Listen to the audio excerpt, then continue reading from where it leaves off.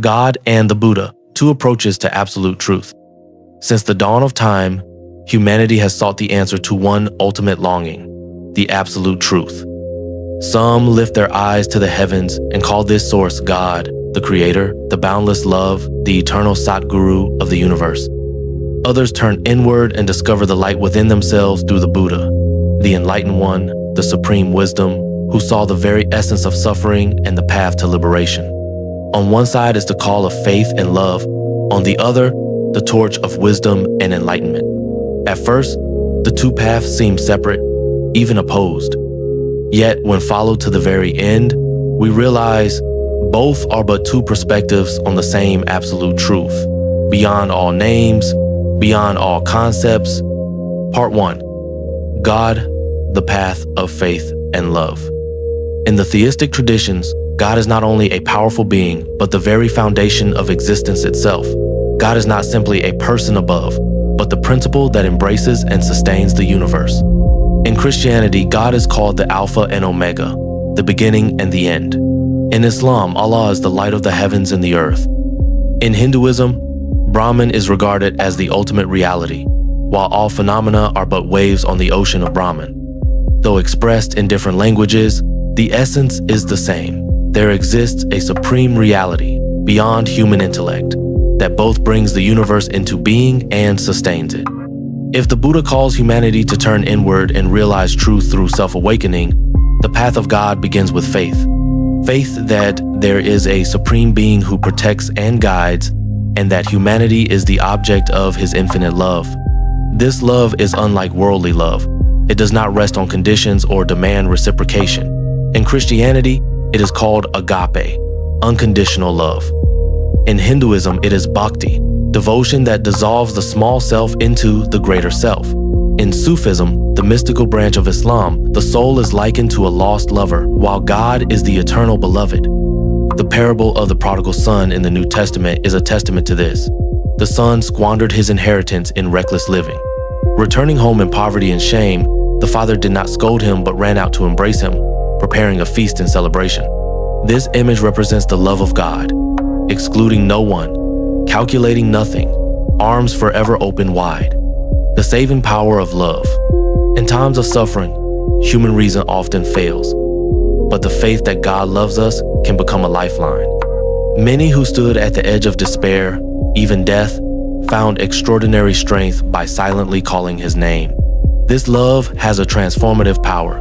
It does not merely comfort but changes the very nature of the soul. The sinner can become virtuous. The hopeless can recover their will to live, for they feel they have never been abandoned. God's love dissolves guilt and shame, opening a vast space of inner freedom. The philosophical depth of God's love. The love of God is not simply an emotion, but an ontological principle. It is like the creative energy that animates the universe. Imagine the sun. It does not choose where to shine. It gives its light to all, to thorns, and to flowers alike. In the same way, the love of God is a flow without discrimination, embracing both good and evil. The path of God is the path of the heart. In that place, faith and love are not opposed to wisdom, but open a different way of approaching truth, a way of surrender, of deep conviction that ultimate truth itself is love. Part 2. The Buddha, the path of wisdom and enlightenment. Wisdom as the core of enlightenment. If the path of God is founded upon infinite love, then the path of the Buddha begins with wisdom. He did not call upon people to rely on faith, but affirmed, "Be a light unto yourselves." The Buddha looked directly at existence and saw the truth. Life is suffering. Suffering arises from ignorance and craving, and there is a path to liberation. Wisdom here is not bookish knowledge, but the direct seeing into the nature of all phenomena, impermanence, non-self, and dependent origination.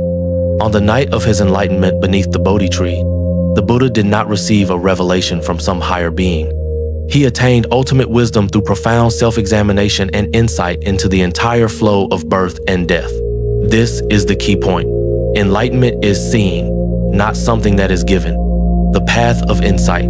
The Buddha set forth the Noble Eightfold Path as a concrete roadmap. Right view, right intention, right speech, right action, right livelihood, right effort, right mindfulness.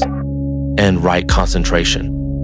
Each of these 8 steps revolves around one goal: to transform the mind from delusion to clarity, from ignorance to wisdom. This path demands self-reliance. No one can save us if we ourselves do not awaken. Even the Buddha said, "I am only a guide. It is you who must walk the path." This gives his teaching a distinctive character. It does not encourage dependence, but awakens the liberating power already within each person. The liberating power of wisdom. If God's love brings comfort and rebirth of the spirit, then the Buddha's wisdom brings liberation at the root. For when one truly sees impermanence, one no longer fears death. When one sees non-self, one is no longer bound by the narrow prison of I and mine. When one understands dependent origination, one escapes the illusion of being an isolated fragment in the universe. Wisdom dissolves the invisible chains, greed, anger, and delusion. In that state, the mind becomes free, a freedom no one can take away, not even when the body is imprisoned. Wisdom and compassion. The deeper one sees into the nature of non-self and impermanence, the more the heart opens to boundless compassion. For realizing that all beings suffer from ignorance, one naturally gives rise to empathy. Here, wisdom does not oppose love. It is the very ground of the purest love. If the love of God begins with unconditional embrace, then the wisdom of the Buddha begins with the piercing vision into illusion. Yet both lead to the same destination: a love beyond selfishness, a wisdom beyond reasoning. Part 3. The meeting point in absolute truth. 1. Seemingly opposed. On the surface, the two paths appear very different. One rests on faith in a supreme being who loves and guides. The other rests on self-realized wisdom that all existence is impermanent, without self and without an absolute controller. Theistic religion says, surrender to God. Buddhism says, liberate yourself through wisdom. This contrast has led many to believe they belong to opposite worlds. One theistic, the other atheistic. 2. Different languages, one reality. But looking deeper, we see that the two are not truly contradictory, for ultimate truth transcends language itself. To say God is infinite love is to speak in the language of the heart. To say Dharma, body, emptiness, non-self is to speak in the language of wisdom. Both attempt to touch the same reality that lies beyond concepts, beyond reason, beyond words. Each tradition simply chooses a different door, one through faith, the other through insight. 3. Love and wisdom, two wings of the soul. If there is only love without wisdom, one may fall into blind devotion and fanaticism. If there is only wisdom without love, one may become cold and distant.